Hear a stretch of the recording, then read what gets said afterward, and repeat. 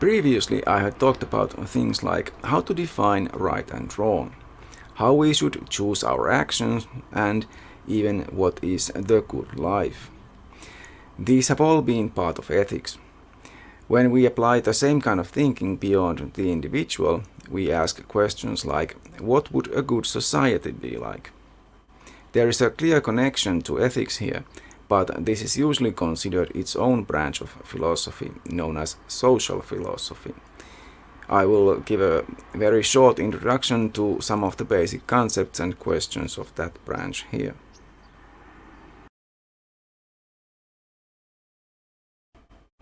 When talking about ethical theories, I already mentioned concepts like norms, duty, rights, and freedom.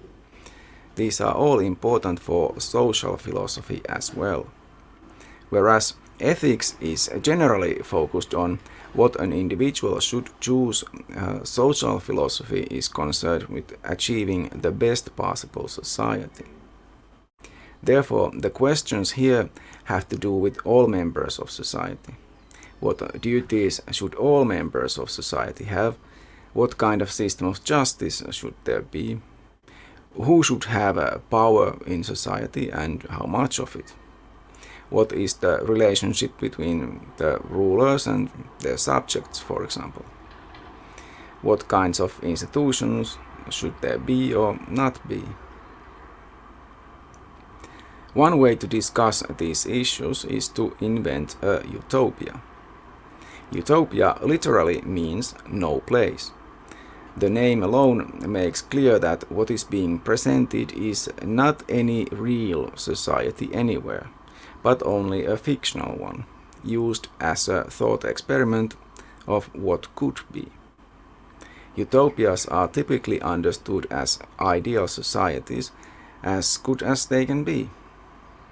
Dystopia, on the contrary, is an imagined place or future Earth, for example, as it could be if things got really bad somehow. Dystopias are common in fiction outside of philosophy, but I don't see why such works could not be used in philosophy just as well as utopias. One of the most famous utopias is Plato's Republic. It is the title of his most famous book, as it has been translated. The word republic comes from Latin res publica, public affairs, or common things, as opposed to private matters. In political thought, it is used to refer to a type of democracy. This is why the translation of Plato's work is pretty bad. His utopia is far from democracy. It is more like a kingdom ruled by a philosopher or philosophers. Plato uses the human body as an analogy for the social classes of his utopia, which is a city-state like the Greek states used to be. Just as the head governs the body through reason, so do rational philosophers govern the republic. The heart is the source of emotions in the body. The guardians or soldiers have to be courageous, motivated to serve the state.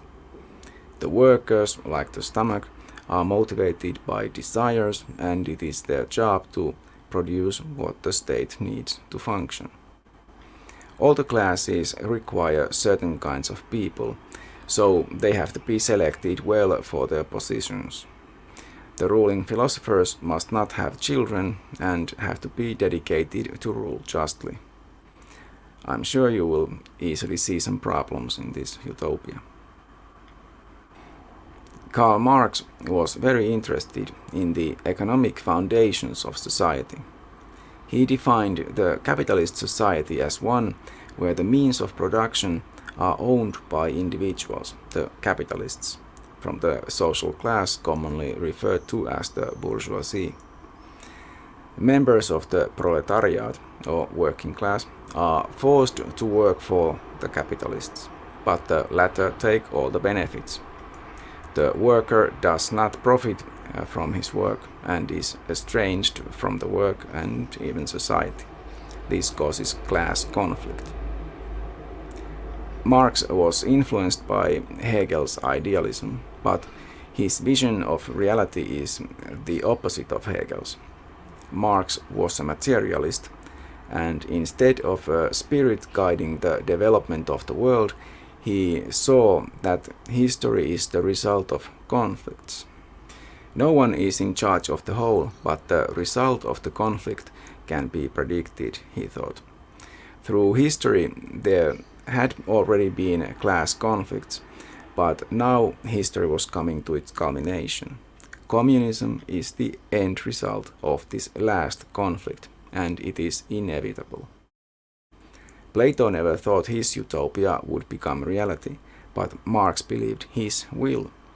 He certainly wanted it to happen. He stated that in the past philosophers had only described reality, but now it was time to actually change reality. Marx predicted that there will be a revolution where the working class will take power.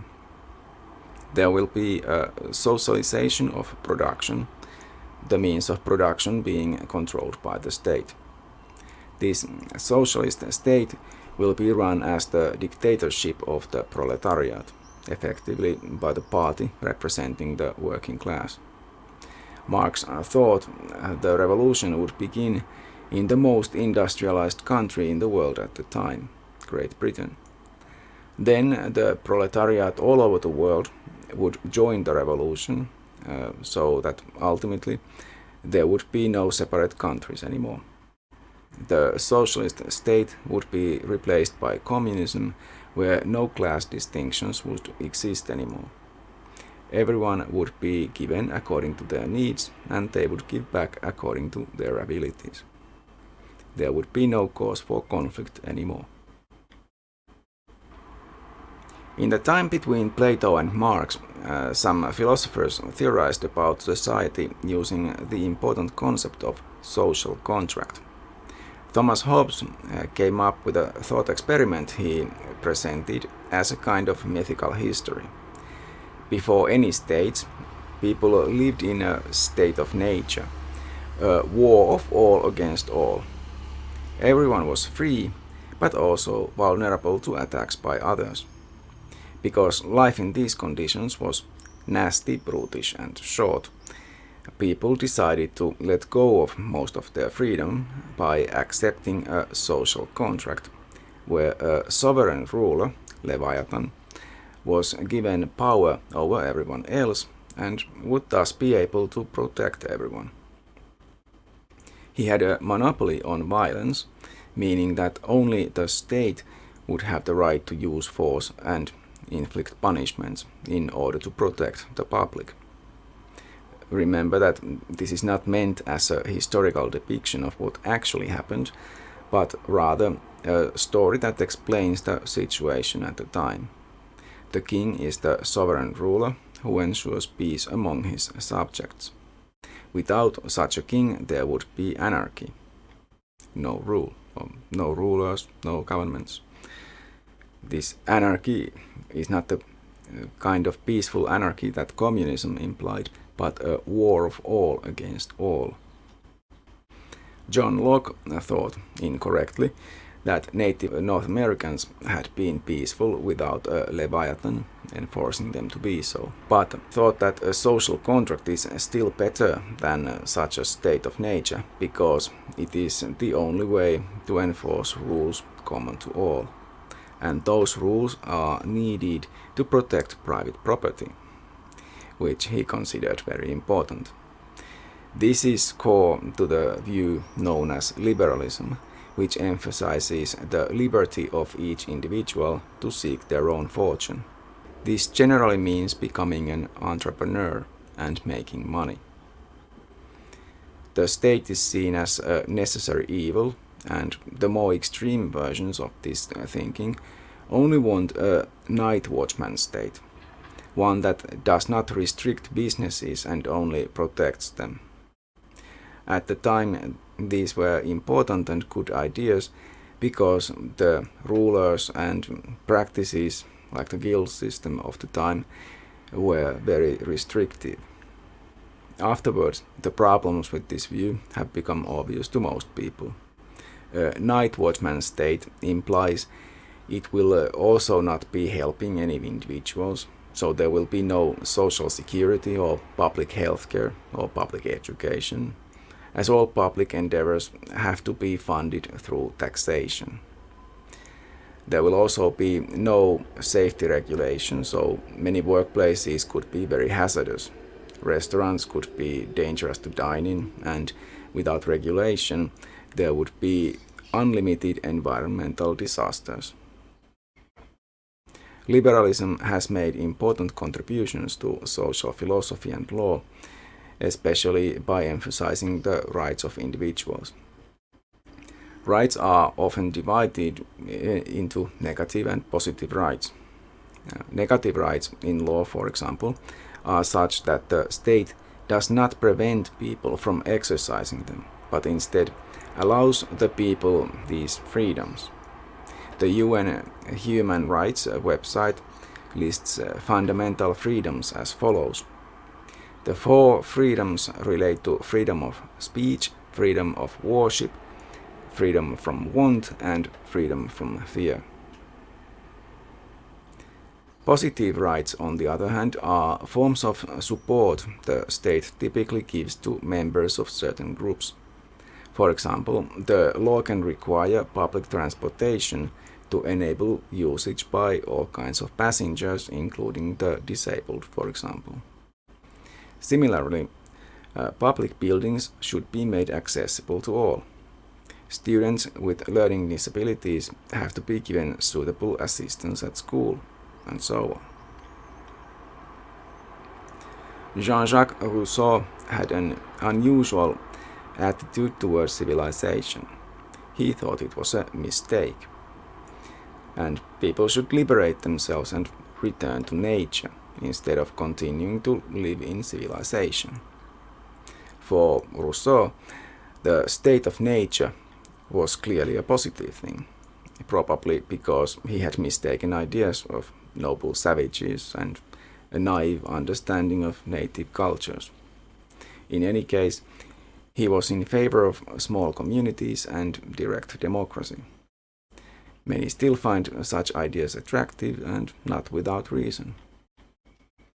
A key concept for social philosophy is justice, which can be conceived in very different ways. John Rawls understood justice as fairness. He famously used the following thought experiment to make his case. Imagine a bunch of people tasked with designing society, but from behind what Rawls called the veil of ignorance. The ignorance is about their own position in the society they are designing, meaning that the people who choose how society will work and what it will be like will later find themselves randomly birthed into that society. Thus, they cannot know whether they will be a member of a minority group or the majority, in terms of things like ethnicity, gender, sexual orientation, social class, and so on. They could be born with a severe handicap, such as illness or disability. They could be born into poverty or even slavery, or the sole offspring of a wealthy couple, assuming such things exist in the society in question, of course. Rawls believed that the people behind the veil of ignorance will agree on some principles for the society they are designing. According to the liberty principle, all members of society must have the same basic rights and liberties. The government cannot take away these basic liberties, like ownership of personal property, but it can put limits on how much property an individual can own. The difference principle is meant to regulate inequalities between individuals. The idea is to advantage those in the worst conditions, giving them a fair opportunity to improve their situation. In fact, inequalities are not to be accepted unless they also benefit those who are worst off. Rawls's view emphasizes the equality of opportunities. All members of society should have similar chances in life. Not all will use their opportunities the same way. Some will become rich or hold important political offices, while others might find some other things more important in life. A different way would be to demand equality of outcomes. For example, not accepting any differences in wealth within the society. For example, in a society based on the idea of equality of outcomes, education would not be a way to get a job that pays more. But before you scoff at this idea, you might want to think about why you think money is such an important thing. Perhaps in that society, people would study to improve themselves, to advance science, or to help society improve.